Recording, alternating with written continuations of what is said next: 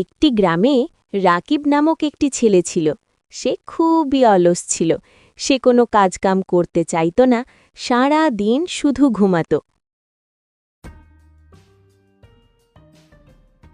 রাকিব, ওঠো বাবা, সকাল হয়ে গেছে, একটু কাজে যাও, ঘরে খাবার নেই। উফ মা, ঘুমাতে দাও না, কাল থেকে সব করব। এটা বলে সে আবার শুয়ে গেল।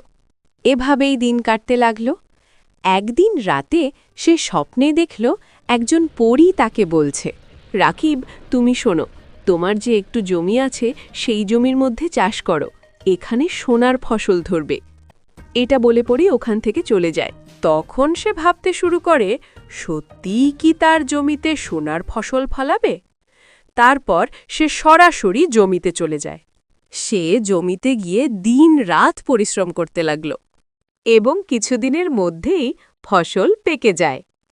সে শহরে গিয়ে ফসল বিক্রি করে অনেক টাকা ইনকাম করে এবং সারা বছর সুখে শান্তিতে থাকে। বাচ্চারা, এই গল্প থেকে কি শিখতে পারলাম? কখনোই অলসতা করতে নেই।